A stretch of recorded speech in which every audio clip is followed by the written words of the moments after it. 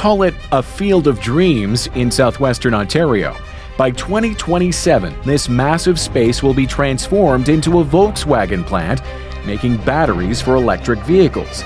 It's a mega project worth billions. $7 billion redirected to Canada, $2.5 billion lost to tariffs in just 9 months, 1 canceled factory in the United States, and nearly 4,000 American jobs that will never exist. This is not a routine corporate adjustment. This is a capital flight signal. Volkswagen has halted plans for a major Audi production facility in the United States while accelerating construction of a $7 billion gigafactory in Street Thomas, Ontario. If tariffs were designed to force manufacturing back home, why is industrial capital accelerating north instead? The numbers behind this shift are far more catastrophic than the headline reveals. Today, I will expose the scale of the damage that has never been fully disclosed, losses, capital flight, and structural erosion that could redefine how this trade war is understood in the United States. The cancellation of one factory is not the real story. The real story is the compounding economic strain now visible across the United States industrial base. Volkswagen reported that tariffs imposed during the renewed trade war cost the company $2.5 billion in just 9 months of 2025. That figure alone would finance multiple mid-sized assembly plants or fund several years of advanced battery research. Instead, it became absorbed cost. Now scale that logic outward. If one global automaker absorbs $2.5 billion in less than a year, the aggregate burden across the entire automotive sector runs dramatically higher. The United States auto market supports millions of jobs across manufacturing, logistics, finance, retail, and parts production. When tariff costs increase input prices, those costs move through the system. Industry data referenced in the transcript indicates that new vehicle prices in the United States rose by approximately $4,700 per unit following successive tariff rounds. At the same time, overall vehicle sales declined by roughly 18% year over year. That is not a minor fluctuation. That is a contraction large enough to disrupt production planning. When volume falls and costs rise simultaneously, margins compress. Supplier networks are particularly vulnerable. The transcript notes that small and mid-sized parts manufacturers experienced margin compression exceeding 12%. Dozens filed for bankruptcy protection in 2025 after failing to pass higher steel, aluminum, and component costs through to manufacturers already facing demand weakness. This is how industrial erosion begins. The automotive sector alone contributes several percentage points to national output in the United States and supports extensive secondary employment. When assembly plants reduce shifts, rail freight declines. When rail freight declines, port throughput weakens. When port throughput weakens, warehouse and trucking employment contracts. Meanwhile, Canada is expanding capacity. Construction on the $7 billion gigafactory in Street Thomas continues. Federal and provincial support exceeding $3.1 billion has been structured to support long-term battery production. Phase 1 capacity of 19 gigawatt hours is already under development, with expansion scenarios targeting 90 gigawatt hours by 2030. Capital is not waiting for the trade war to resolve. It is relocating. Foreign direct investment flows reflect this shift. The transcript cites a sharp decline in German direct investment into the United States alongside a substantial increase into Canada during 2025. When multinational boards reallocate billions, they do so based on long-term policy forecasts, not short-term headlines. The question is no longer whether the trade war is influencing corporate decisions. The evidence suggests it is reshaping continental investment geography. But what makes this phase more severe than previous trade disputes is not just factory cancellations. It is the accumulation effect. Delayed projects, reduced research budgets, shrinking supplier density, rising consumer credit stress, municipal revenue shortfalls in auto-dependent states. Each element compounds the next. And the cumulative projection if current patterns continue, reaches far beyond $2.5 billion. This is no longer about one canceled plant. It is about the reallocation of industrial gravity inside North America. In the past 18 months, hundreds of billions of dollars in proposed manufacturing investments have been delayed, revised downward, or redirected. Even a partial shift of that scale reshapes supply chains for decades. The automotive sector sits at the center of this structural realignment. When a $7 billion gigafactory rises in Canada while a multi-billion dollar assembly project disappears in the United States, capital markets take notice. Battery production capacity is strategic infrastructure. 19 gigawatt hours in phase one, with modeled expansion toward 90 gigawatt hours by 2030, represents continental leverage measured in millions of electric vehicles annually. Once that capacity is built, supplier ecosystems cluster around it. Cathode materials, anode processing, advanced robotics integration, logistics hubs, and engineering talent follow the anchor investment. Industrial ecosystems do not relocate easily. Once embedded, they compound. Meanwhile, the trade war continues to inject uncertainty into United States manufacturing forecasts. When tariff burdens can erase $2.5 billion from a single firm in less than 1 year, investment committees adjust their risk models permanently. Risk premiums increase. Required returns rise. Marginal projects fail approval. In the United States, dealership consolidation has accelerated. Inventory turnover has slowed. Financing costs intersect with higher vehicle prices, compressing demand in middle-income households. When consumer demand weakens, production schedules tighten. When production tightens, supplier employment contracts, municipal revenue in manufacturing-dependent regions begins to soften. Infrastructure plans built around projected factory expansions are reassessed or postponed. At the federal level, tariff revenue collected at the border is offset by declining taxable economic activity within the system. Corporate income taxes, payroll contributions, and state-level consumption taxes all weaken when output slows. The compounding effect is not linear. It accelerates. Canada, by contrast, is reinforcing predictability. Federal and provincial coordination has aligned incentives, grid expansion, workforce training, and export logistics into a single industrial strategy. Grid modernization in key manufacturing corridors has expanded capacity sufficient to support multiple additional large-scale facilities.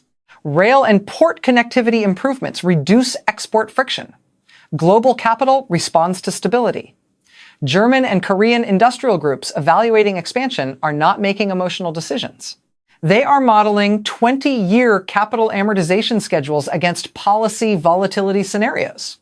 If Canada captures even a fraction of redirected North American advanced manufacturing investment through 2030, the cumulative economic multiplier could reach into the hundreds of billions of dollars.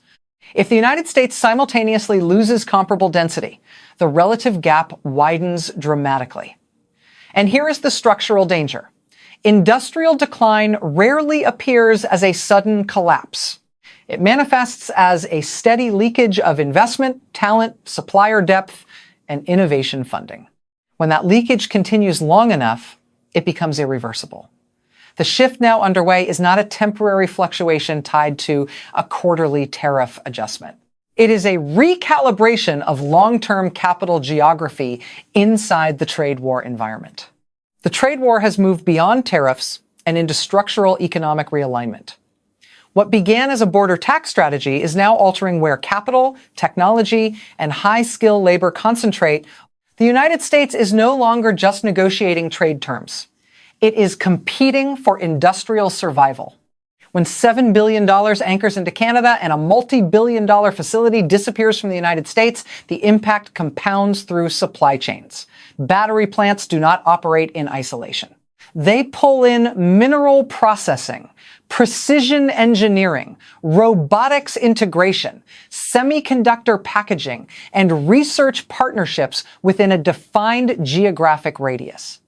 Each anchor investment increases industrial density. Industrial density increases productivity innovation, speed, and bargaining leverage. Once density reaches critical mass, relocation becomes economically irrational. The trade war has introduced a volatility premium into long-horizon investment models in the United States. When companies cannot forecast input costs or retaliatory exposure 5 to 10 years forward, they raise internal discount rates. Projects that would have cleared approval thresholds under stable conditions now fail. Capital does not wait for clarity. It moves toward predictability. Canada has positioned itself as a stability platform within North America. Coordinated federal and provincial incentives, grid modernization, and structured trade diplomacy reduce policy risk over multi-decade timelines. If battery capacity in Canada expands toward 90 gigawatt hours by 2030 as projected, the country could command a dominant share of continental electric vehicle supply infrastructure. Control over battery production translates into pricing, influence, export, leverage, and industrial bargaining power. The United States risks losing strategic depth inside its own market. Once supply chains entrench north of the border, reattracting them requires not only subsidies, but restored credibility. Credibility is slower to rebuild than factories are to construct. Even if tariff policy shifts tomorrow, capital committees will remember prior volatility when modeling future exposure. The fiscal implications are equally severe. While tariff collections generate immediate customs revenue, suppressed manufacturing output reduces corporate income taxes, payroll taxes, and regional consumption activity over time. If manufacturing investment declines by even 10% relative to projected growth paths, the cumulative fiscal drag over a decade could reach into the hundreds of billions of dollars. That erosion would affect infrastructure funding, social programs, and long-term debt sustainability. At the same time, Canada compounds structural advantage. Vertical integration of mining, battery production, and vehicle assembly strengthens national resilience and reduces exposure to external shocks. Influence follows infrastructure. When European and Asian industrial partners deepen ties with Canada, diplomatic alignment increasingly orbits that stable manufacturing hub. This is how power shifts quietly, not through a dramatic collapse, but through the steady redirection of capital flows measured in billions that become trillions over time. The trade war was framed as a strategy to restore manufacturing dominance in the United States. Instead, it may be accelerating a continental rebalancing that permanently alters economic gravity. And the final implication of this shift is even more profound because it touches national competitiveness, labor migration, and the long-term balance of technological leadership in North America. The $7 billion shift to Canada is not the true scale of the story. The real exposure lies in what happens if this pattern continues across sectors. In a trade war environment, capital migration rarely stops at one company. The automotive industry alone represents hundreds of billions of dollars in annual economic activity in the United States. Even a sustained 10 to 15% contraction in sector output over several years would translate into losses measured in the hundreds of billions. That scale does not remain confined to assembly lines. Manufacturing has one of the highest economic multipliers in the economy. For every direct factory job, additional employment is supported in logistics, retail, finance, technology, and services. When production contracts, secondary sectors feel the shock with delayed but compounding force. If large-scale battery production capacity consolidates in Canada while expansion in the United States slows, supply chain clustering follows the capacity. Once clustering occurs, the capital cost of reversing that migration increases dramatically. Global electric vehicle demand is projected in the tens of millions of units annually within this decade. Control over battery production infrastructure determines who captures value-added margins in that supply chain. Losing share in that segment affects long-term industrial competitiveness. The trade war also impacts capital markets. When policy volatility increases, investors assign higher risk premiums to United States industrial projects. Even a 1 percentage point increase in discount rates can eliminate billions in projected future investment value over long time horizons. Consider the cumulative scenario. If redirected or delayed manufacturing projects across sectors total even several $100 billion over 5 to 7 years, the multiplier effect could push total lost economic activity toward the trillion-dollar range. That is not a single-year collapse. It is a gradual structural erosion. At the same time, Canada compounds industrial density. Infrastructure investment, grid modernization, and coordinated policy reduce uncertainty for multinational firms planning 20-year amortization schedules. Capital compounds where stability exists. Risk compounds where volatility persists. The trade war was framed as leverage. But leverage applied without stability can produce unintended structural consequences. If this trajectory continues, the balance of advanced manufacturing influence inside North America could shift permanently within 1 decade. If this pattern continues, the $7 billion Volkswagen decision will be remembered as the early tremor, not the earthquake.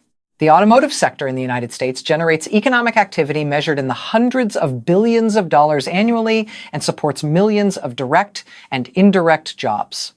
Even a sustained reduction of 10% in sector output over several years would represent a contraction large enough to erase economic activity comparable to the total annual output of several smaller states. In a prolonged trade war environment, that risk becomes systemic rather than cyclical. Battery manufacturing is not just another industrial segment. It is foundational infrastructure for the next generation of transportation, energy storage, and defense-related supply chains. If Canada scales toward 90 gigawatt hours of annual production capacity by 2030, that would represent manufacturing power sufficient to support millions of electric vehicles each year. When production capacity consolidates geographically, supplier ecosystems embed permanently around that capacity, creating industrial density that is extremely difficult to reverse. Capital allocation models respond aggressively to uncertainty. When tariff volatility introduces even a modest increase in long-term risk assumptions, required return thresholds rise, and multi-billion-dollar projects are quietly shelved. Across an economy the size of the United States, even a 1 percentage point shift in required investment returns can alter capital deployment decisions involving tens of billions of dollars annually. Over a decade, that shift compounds into potential foregone investment measured in the hundreds of billions. Manufacturing carries one of the strongest multiplier effects in the economy. Each large-scale plant supports secondary industries, including steel production, semiconductor supply, advanced robotics, logistics networks, and financial services. If anchor facilities fail to materialize, those secondary investments do not occur, and the absence compounds year after year. The long-term opportunity cost can exceed the headline value of the canceled factory many times over. Meanwhile, Canada is consolidating vertical integration across critical minerals, battery production, and vehicle assembly. Control over lithium, nickel, and processing capacity strengthens pricing, leverage, and supply chain resilience. If multinational partners continue directing expansion northward, continental bargaining power begins to tilt structurally. That shift affects trade negotiations, technology partnerships, and long-term geopolitical alignment. The fiscal implications inside the United States are equally severe. Tariffs may generate immediate customs revenue, but suppressed manufacturing output reduces corporate tax receipts, payroll taxes, and regional economic activity over time. If advanced manufacturing investment slows materially relative to projected growth paths, cumulative fiscal drag over a decade could reach levels that meaningfully affect infrastructure spending and public balance sheets. The trade war therefore creates hidden downstream costs that are not visible at the border. This is not a sudden collapse scenario. It is a gradual erosion of industrial density, innovation momentum, and investment credibility. Once supply chains entrench in Canada and align with European and Asian partners, reversing that entrenchment requires more than subsidies. It requires restored trust across decades. The most destabilizing possibility is not the loss of a single factory.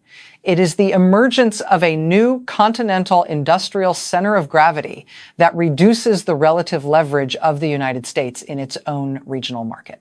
If capital continues to recalibrate at this pace, the long-term economic exposure could expand into the trillion-dollar range when multiplier effects and foregone innovation are fully considered. $7 billion may look like the headline, but in an economy exceeding $26 trillion, the real question is not the size of one factory. It is whether the United States is entering a decade of suppressed industrial expansion during a prolonged trade war cycle. Manufacturing in the United States contributes trillions in annual output and supports millions of jobs directly and indirectly. Even a sustained deviation of 5 to 10% below projected growth in advanced manufacturing over 10 years could translate into cumulative economic underperformance measured in the trillions. That scale does not show up in one quarterly report. It shows up in slower wage growth, weaker regional economies, and diminished strategic leverage. Battery production is not symbolic infrastructure. It determines who controls the highest value layer of the electric vehicle supply chain. If Canada consolidates large-scale battery capacity while the United States absorbs tariff volatility and capital hesitation, bargaining power inside North America shifts structurally. Capital markets do not respond to speeches. They respond to predictability. When tariff exposure can erase $2.5 billion from one company in less than a year, global investors permanently adjust risk models applied to the United States. Risk premiums compound. Investment thresholds rise. Projects quietly migrate.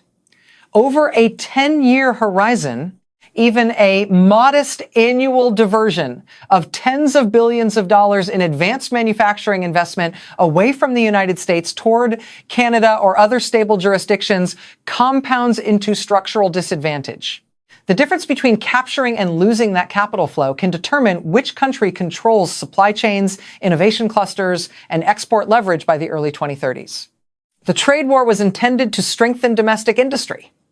The paradox is that prolonged volatility may be weakening the gravitational pull of the United States while strengthening Canada's industrial density. This is not about one administration or one tariff round. It is about credibility in long-horizon capital allocation decisions. Once multinational boards lose confidence in policy stability, rebuilding that trust takes years. And here's the defining question. Is the current trade war strategy strengthening the long-term industrial position of the United States, or is it accelerating a continental power shift toward Canada that may be extraordinarily difficult to reverse? The answer will not be decided by rhetoric. It will be decided by where the next $100 billion in factories are built. Thanks for watching.